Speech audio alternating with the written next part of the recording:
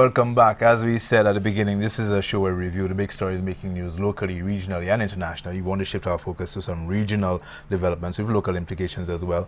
CARICOM Head of Government Summit in Barbados last week. A number of important issues down for discussion. A lot of it centered on climate change ahead of the, well, there are 3 major meetings happening later this year relating to climate change, the impact on small island developing states like us, funding for our continued resilience building in the region. The issue of the Guyana-Venezuela dispute also a subject of discussion at that forum, and the issue with the Haitians and the Dominican Republic issue also ranking high on the agenda items for CARICOM, well, at least for me. What are some of the issues that we discussed that stuck out in your mind during that meeting? Well, I know one issue that was not discussed that we were told over a 3-day period was on the agenda, and that's same-sex marriages. Yeah. I mean, when Bishop Aristide hit the airwaves here with that statement that same-sex marriages is on the agenda for the CARICOM summit, and he was calling on the faithful here, there, and everywhere to get down on our knees and pray for divine intervention to prevent the heads of government from succumbing to the external pressure from larger countries. I was in 2 minds. I'm in a position to know what's on CARICOM agenda by virtue of my contacts even before the meeting takes place. But then us growing up in a Christian society will not just throw what a bishop says out of the window and just dismiss it like, you know, verbal garbage. And I thought maybe the bishop knows something that I didn't. So immediately after the meeting concluded, I got in touch with my contacts at the CARICOM Secretariat, got a copy of the approved final communique. It's usually very long because it touches on every issue. And I mean, the word sex was not mentioned anywhere there, far less same-sex marriage. And it led, I mean, in the period leading up to, one of the things the bishop did was to establish an online petition. You know, and he pointed out that the churches in Jamaica and here, you know, had delegations both of lawyers and everybody lined up to really urge CARICOM not to follow Washington's footsteps and legalize same-sex across the board. And it was never an issue. I don't think we will end the discussion trying to find out where that came from. But there were other issues, like you said, of course, the Venezuela-Guyana border issue is not border, but the Essequibo issue is one. But there was also discussion of at least 2 other ongoing, at least one other ongoing border issue affecting CARICOM, and that is the Brazil, the Belize, Guatemala border issue. And the latest on that, as reported at CARICOM, is that finally the 2 sides are getting closer because the United Nations intervention and the intervention of the OAS has resulted in Belize and Guatemala both agreeing, for example, to have referenda in their respective countries on where next to go with the issue. So the governments have agreed to consult the people in both of those countries on what next. But are we going to be overly optimistic to expect a similar result with the Guyana-Venezuela issue, now that the UN has been invited to also participate? I wanted to go first to Haiti and the Dominican Republic, which was another issue that was discussed in that same, along the same lines. And there too, the United Nations has offered to intervene. Remember, Ban Ki-moon, the Secretary General, was at the CARICOM Summit, and he offered to intervene in Haiti. But the point he made, which drew an applaud from everybody else, all the heads of government in particular, was he said that the United Nations is prepared to intervene to ensure justice for the affected. He made it absolutely clear. We're coming inside there to make sure that those who are affected can get justice, which is what CARICOM is all about. And again, CARICOM took the position to explain that it's not that CARICOM is not saying nothing or doing nothing. CARICOM has been on this Dominican Republic Haiti issue even before it became public, the last place being at the EU CELAC summit, where they had a special meeting on that. Unfortunately, as indicated in the joint communique from the CARICOM summit in Barbados, the Dominican Republic goes to those meetings, makes promises, gives assurances, and unfortunately they are never followed up. And what CARICOM is convinced of now is that the Dominican Republic has a strategy and an objective in mind, and they are working on that while playing stalling games with CARICOM and everybody else. So the offer of the UN to intervene has strengthened CARICOM's position insofar as saying to the Dominican Republic, you should respect the ruling, because remember, the Dominican Republic went to the Inter-American Commission Court of Justice, and they made a ruling saying, which the Dominican Republic does not accept, which would have resulted in Haitians or persons of Haitian origin in the Dominican Republic from 1929 being documented as Haitian. Right. So CARICOM's hand is strengthened by the United Nations Secretary General offering to intervene. The Guyana-Venezuela issue is one that we have to pay extreme attention to at this point in time, not only because it is a historical, it is an old story. The closest that it is referring to is 1899. 1899, yeah. Okay, and the Belize-Guatemala one is similar. It goes all the way back, just that far. The Malvinas-Argentina one is just that far, and in that one, in 1980, we supported Britain. And now CARICOM is supporting Argentina. So in the case of Venezuela and Guyana, this issue historically has been coming up like every 5 or 10 years, depending on who is in office in Venezuela, because it is Guyana's land that is being claimed. And let me say, folks, I see it as a St. Lucian, as a Caribbean person, as Guyana's land. I've lived there. I've been up and down in Essequibo for 6 years, almost every month. And I can tell you that Guyanese in Essequibo are not troubled. They're not living their lives wondering if Venezuela is going to invade next week. A reflection, a review of history will show that Venezuela has never set out to surround 2/3 of Guyana and say that's ours. You know, so we're taking it back.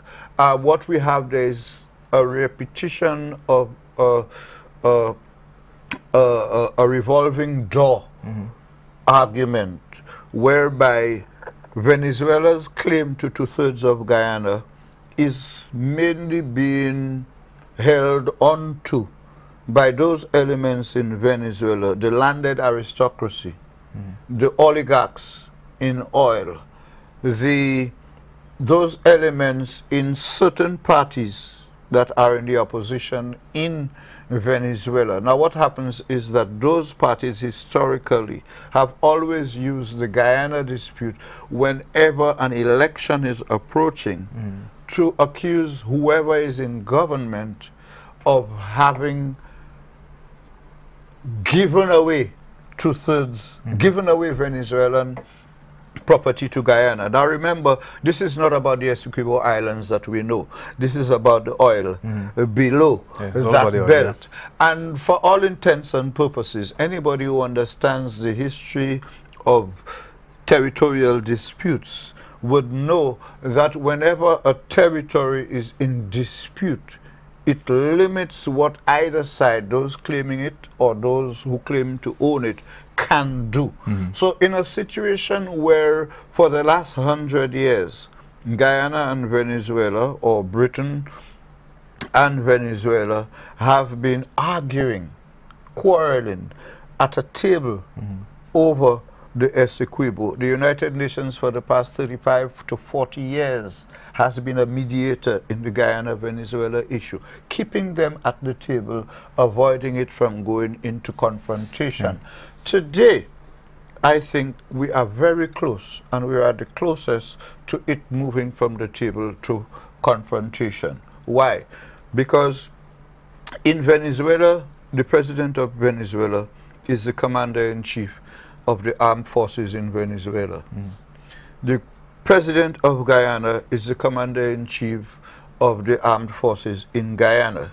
The president of Guyana today is President Brigadier General David Granger, who has a long military experience and background. He took office surrounding himself with ex-military persons at the office of the president who have key national security positions. And I have written an article which was not popular in certain areas, pointing out that, and I did say it, that I would not be surprised if the present president of Guyana would not interpret the bellicose language of the Venezuelans as a proper, not excuse, but reason to rearm, rebuild, revive, and reinforce the role of the Guyana Defense Force in national politics. There's a joke that the Guyana Defense Force has now taken over the cabinet by virtue of the president. But having said so in relation to Guyana, one also has to bear in mind that Venezuela's position, as indicated, and I'm not sure how many persons have taken the time, I'm talking about us in the press, to get President Maduro's address, the one that led to the latest situation, and to read in English what he said in Spanish. And one would see there he's making several declarations. One, that Venezuela doesn't want an inch of territory in Guyana, but that at the end of the day, what Venezuela is concerned about is Guyana giving ExxonMobil, an American company which is in political dispute with Venezuela historically, by Guyana giving ExxonMobil the permission to drill oil in the disputed territory. I think that is where we have to see the problem arising, because Venezuela is saying the Guyana shield extends beyond just Guyana. It goes into Venezuela, it goes into Trinidad, it goes into Suriname, it goes into Cayenne. So if up until now, from 1899 to now, no Guyana government has seen the wisdom in drilling oil in the disputed territory, because the normal natural response from those claiming the territory would be, you can't do that. So my question is, and the question that I've been asking many of those who I know understand the history of the situation is, could the present president of Guyana, having given ExxonMobil that permission, could it be an investment in a situation to test the waters to see how Venezuela would respond? So if Venezuela decides it's going to dispatch its warships to surround ExxonMobil in the Essequibo, how would the U.S. react to that? Naturally, the U.S. don't need no permission to protect American property and lives and interests. So the U.S., which is already has its problem with Venezuela, would that provide the U.S. with an excuse to have a military presence in those waters that are being contested? And what would Guyana's role be? But if you look at the news coverage, and I have a perfect example here in the Mirror newspaper on page 2, you're talking about certain aspects of Maduro's speech that are not getting media coverage. For instance, the story here opens up with, "We are victims of dispossession. I say this to our friends and also to our enemies. No one will ever get Venezuela to renounce her historical rights and to the Essequibo." Later on, they quote him again. Venezuela is coming under new forms of assault and aggression. This is a grave, dangerous situation that we must combat with national unity. Fiery language. Fiery language, looking to it is interpreted, and of course the president of Guyana uses every one of those quotes to justify why we may really have to get ready to fight for what is ours. Yeah, but at the same time, it seems that Guyana has been given, at least from the media coverage, the more conciliatory approach. Oh yes, of course, because image. let me tell you, it is, I think our reaction is a natural reaction of Caribbean nationalism. You know, I know one talk show host, very good friend of mine, who we agree on most political things, who refused to attend the wreath-laying ceremony for Jean-Baptiste Bidot and Bolivar, saying that, you know, I'm a St. Lucian, I'm a Caribbean person, and I'm not attending in protest because I oppose Venezuela's claim to Guyana. I could understand that because it comes out on the basis of not knowing what the historical and actual reality is. There are two things that have happened as we speak. Venezuela has given Guyana notice that it stopped buying rice from Guyana, and Venezuela is to buy 40% of Guyana's rice. So they've given Guyana notice that by the end of this year, they may not be buying rice anymore. Venezuela has recalled its ambassador to Guyana for consultations.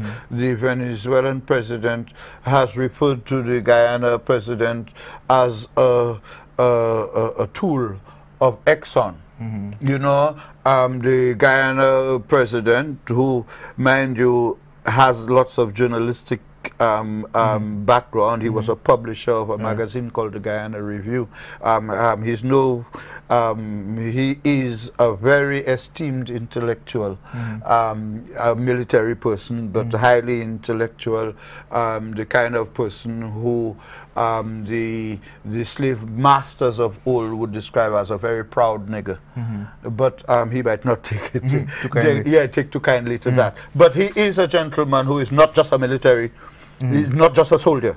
He has an intellect. I think the Caribbean will hear a lot of him on that reparations issue. I think eventually this president of Guyana and me gonna be in the same chair on the reparations issue. We may not be on other issues generally, but I think that the emphasis, as part of our nationalism, our Caribbean nationalism, we blindly support Guyana, and there's nothing wrong with that, except that in our coverage, when it comes to us as journalists, I think we have to be careful of being blindly nationalists on the Guyana-Venezuela issue, because the people out there who do not necessarily know and understand the history and the actuality would be depending on us to draw to their attention those aspects of it that are not widely known. So if we keep only picking the bellicose language from Venezuela to highlight why we should support Guyana, then we would not see the questionable value of authorizing an American multinational to drill in a disputed territory in such a situation that can become so fiery. Volatile situation. Volatile. With you for a break. When we come back, we can talk a little more about the Guyana, St. Lucia, Guyana, Venezuela situation, as well as some of the other stories. I want to talk about this issue of Shazi Shalom and the UWP press release about his religious beliefs when we come back. That sounds like an atheistic discussion. This is the Press Club. We'll be right back.